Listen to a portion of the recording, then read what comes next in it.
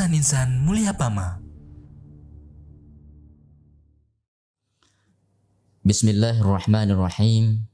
Assalamualaikum warahmatullahi wabarakatuh. Alhamdulillahi rabbil alamin. Wassalatu wassalamu ala nabiyyina Muhammadin wa ala alihi wa ashabihi wa man tabi'ahum bi ihsanin ila yaumiddin. Qala Allah tabaraka wa ta'ala warattilil Qur'ana tartila wa qala an-nabiy sallallahu alaihi wasallam afdalukum man ta'allama al-Qur'ana wa 'allamah atau kama qala an-nabiy sallallahu alaihi wasallam amma ba'du.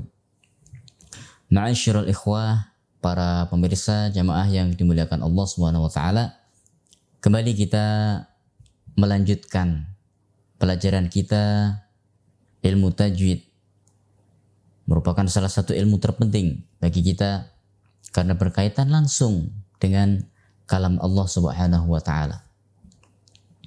Sebagaimana disebutkan oleh Ibunda Aisyah radhiyallahu taala anha bahwa tingkatan surga itu adalah sebagaimana jumlah ayat-ayat Al-Qur'an. Pemirsa yang dimuliakan Allah Subhanahu wa taala, hari ini kita akan mempelajari tentang makharijul huruf. Makharijul huruf. Apa itu makharij? Makharij adalah jamak daripada makhraj. Lalu apa makhraj itu sendiri? Secara bahasa, makhraj adalah tempat keluar. Sehingga ketika sesuatu keluar dari ruangan atau dari sesuatu yang lain, maka itu disebut dengan makhraj. Adapun secara istilah ilmu tajwid, makhraj adalah masdarus sauti hina yuntaqul harfu. Makhraj adalah sumber suara pada saat suatu huruf itu diucapkan. Contohnya, ketika seorang mengucapkan huruf ta, maka sumber suaranya adalah pada ujung lidah yang menempel pada pangkal gigi seri atas. Karena sumber suaranya pada ujung lidah yang menempel pada pangkal gigi seri atas, maka di situ disebut makhrajnya ta, itu berada di ujung lidah yang bertemu dengan pangkal gigi seri atas. Contoh lain, ketika seorang mengucapkan huruf ma, ternyata huruf mim tersebut keluarnya pada saat terkatupnya antara bibir bawah dan atas. Ma. Disitulah sumber atau makhraj huruf mim. Sehingga ketika seorang hendak mengucapkan huruf mim, namun ia tidak mengatupkan kedua bibirnya, tidak akan terbentuk huruf mim tersebut. Contoh, ketika seorang mengucapkan mim namun tidak mengatupkan, akan seperti ini. Nah, tidak akan bisa diucapkan. Kenapa? Karena makhraj adalah sumber suara pada saat suatu huruf itu diucapkan. Kemudian makhraj ini akan disertai dengan yang disebut sifat. Sehingga seorang yang mempelajari makharijul huruf, maka dia tidak akan sempurna pengetahuannya ataupun prakteknya pada saat mengucapkan sebelum ia mengucapkan sifat-sifatnya dengan benar. Sehingga antara makhraj dan sifat tersebut tidak boleh terpisah. Lalu apa itu sifat? Sifat secara bahasa adalah sesuatu yang lekat pada sesuatu yang lain. Misalnya saja ketika kita mengatakan seperti seorang menggunakan baju berwarna putih. Warna putih tersebut adalah sifat dari baju yang dipakai oleh orang tersebut. Sehingga warna itu tidak akan berpisah dengan bajunya. Warna tersebut tidak terpisah dengan bajunya. Inilah sifat secara bahasa. Lalu apa sifat itu secara istilah ilmu tajwid? Sifat adalah kaifiyatu nutqil harfi. Sifat adalah cara bagaimana mengucapkan satu huruf di dalam huruf hijaiyah. Baiklah, kita akan lihat satu persatu. Mungkin kita masih ingat pelajaran huruf hijaiyah, huruf alif yang berada di awal. Alif, ba, ta. Pada dasarnya itu bukan huruf alif, tapi itu adalah huruf hamzah. Huruf hamzah. Lalu mana huruf alif? Huruf alif adalah yang terdapat pada lam alif yang kita baca la. Demikian berkaitan dengan makhraj dan sifat. Kemudian kita lihat beberapa contoh. Kita awali dari huruf hamzah. Huruf hamzah secara makhraj ia keluar dari pangkal tenggorokan atau tenggorokan yang paling dalam. Di sanalah tempat keluarnya huruf hamzah. Untuk mengucapkan huruf hamzah dengan benar, maka kita harus mengetahui sifat-sifat yang terkandung atau yang melekat di dalam huruf hamzah ini. Jika kita mengetahui bahwa tempat keluar atau makhraj huruf hamzah itu berada di pangkal tenggorokan, lalu apa sifatnya? Apa saja sifat yang dimilikinya? Yang pertama adalah jahr. Sifat jahr adalah sifat pada satu huruf yang ketika diucapkan tidak menghentakkan nafas. Itu sifat kuat. Yang kedua sifat syiddah. Sifat syiddah adalah sifat yang dengan tekanan pada saat diucapkan. Ya. Sehingga kaidah para ulama ketika mengucapkan huruf hamzah ini harus dengan tekanan. Contoh ketika seorang mengucapkan a, i, u, ba.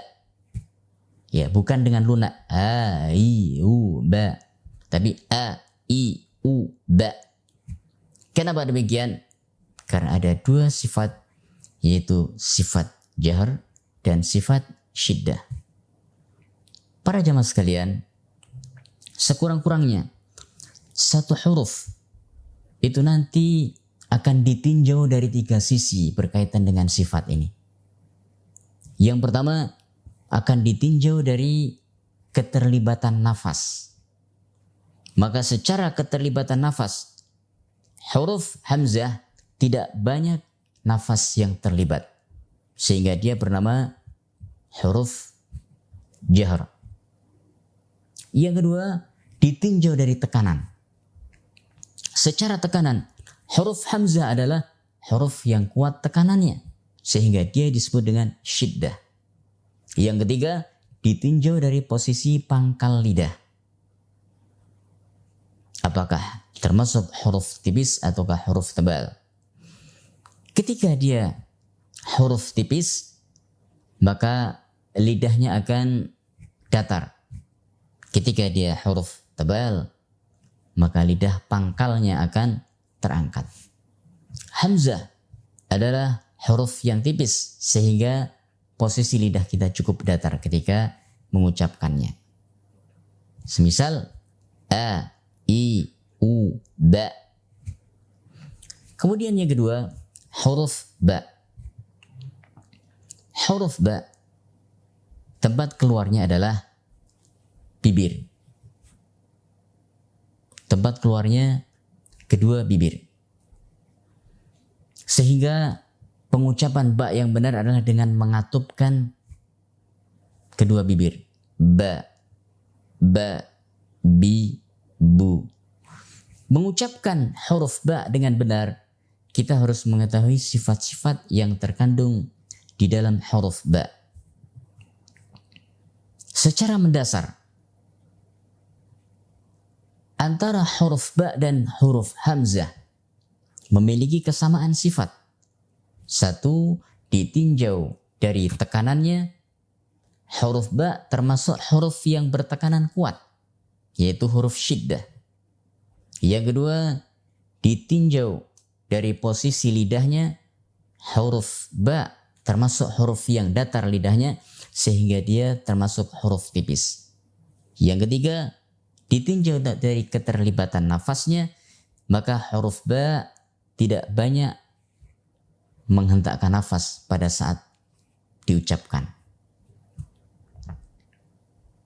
Sehingga sifatnya adalah sifat jahr. Namun ada satu tambahan sifat khusus untuk huruf ba dibandingkan dengan huruf hamzah, yaitu sifat qalqalah. Para jemaah sekalian, ketika mengucapkan huruf yang memiliki sifat qalqalah ini, maka harus dipantulkan. Tidak boleh dibaca misalkan dalam keadaan sukun. Dibaca misalkan wa ma kasab. Tidak boleh, harus ada pantulan. Wa ma kasab, kasab. Bukan kasab, tapi kasab. Ini tambahan sifat yang tidak dimiliki oleh huruf hamzah. Kemudian kita bisa menyimpulkan bahwa kesalahan yang terjadi ketika mengucapkan huruf hamzah dan ba ini adalah ketika huruf hamzah diucapkan tanpa tekanan, terutama dalam keadaan sukun, maka ini pasti salah. Contoh, yu'minu, nah dibaca yu'minu, tidak boleh. Atau ba ketika dibaca dengan tanpa ditambahkan qalqalah. Contoh, misalkan seorang membaca wa ma kasab, maka keliru. Walaupun dia tekan misalkan kasab, tidak boleh. Kasab, kasab ketika mengucapkan ba dalam keadaan sukun. Selanjutnya huruf ta. Ditinjau dari sifat-sifatnya. Huruf ta yang pertama kita lihat secara hentakan nafas. Maka huruf ta memiliki sifat hamas. Sehingga ketika huruf ta itu diucapkan selalu disertai dengan hentakan nafas, terutama pada saat ia dalam keadaan sukun. Contoh, ta, ti, tu, bat, bat. Kesalahan yang sering terjadi pada saat mengucapkan hamas pada huruf ta ini, hamas tersebut diucapkan menyerupai huruf qalqalah, sehingga dia baca ya idza syamsu kuwirat, wirat. Nah, ini keliru karena memisah antara dua sisi tempat keluarnya atau makhrajnya. Dari segi makhraj sendiri, ta adalah huruf yang dikeluarkan melalui ujung lidah yang bertemu dengan pangkal gigi seri atas. Ya. Sekali lagi, bahwa ta adalah huruf yang dikeluarkan pertemuan antara ujung lidah dengan pangkal gigi seri atas. Sifatnya yang pertama adalah hamas. Kemudian ditinjau dari tekanannya, huruf ta termasuk huruf syiddah, termasuk huruf syiddah. Kemudian ditinjau dari posisi lidahnya, huruf ta termasuk huruf yang tipis atau istifal. Sehingga ketika mengucapkan huruf-huruf tipis ini, hendaknya kita mendatarkan posisi lidah, kemudian sedikit melebarkan bibir. A, ba, ta. Tidak boleh dibaca a, ba, ta. Akan menjadi rusak ketika dibaca dengan cara demikian. Yang ketiga, huruf fa. Huruf fa. Di mana tempat keluar huruf fa tersebut? Huruf fa dikeluarkan melalui ujung lidah yang bertemu dengan pangkal gigi, ujung gigi seri atas. Sekali lagi, huruf fa dikeluarkan melalui pertemuan ujung lidah dengan ujung gigi seri atas. Ya, sedikit kita keluarkan the, the, dhu, bal. Secara sifat kita lihat, walaupun tempatnya sama dengan huruf fa, ya, maka di sini huruf fa dan dzal memiliki kesamaan. Namun kita lihat dan kita fokuskan kepada huruf fa. Huruf fa memiliki sifat hamas, sehingga akan kita lihat ketika mengucapkan fa, fa, fa, ada hentakan nafas di sana. Kemudian secara posisi lidah, huruf fa dibaca dengan lidah datar, sehingga ia termasuk huruf yang istifal atau tipis. Kemudian secara tekanan dia termasuk huruf yang ringan, sehingga namanya adalah huruf rokhawah.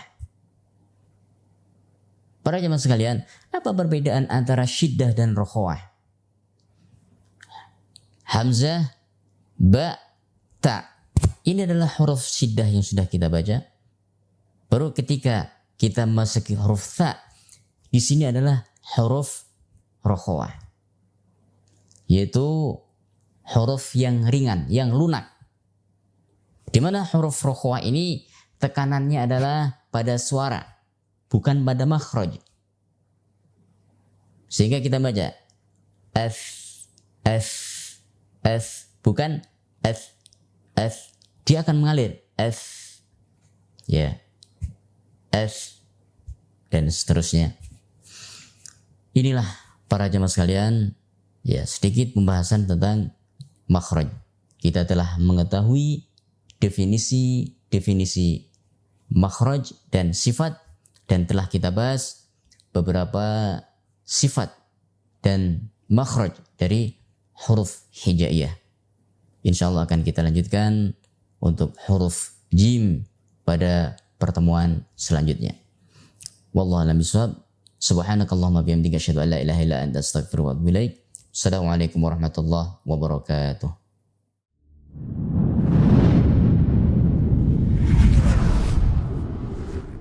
YYMP, Yayasan Insan Mulia Pama.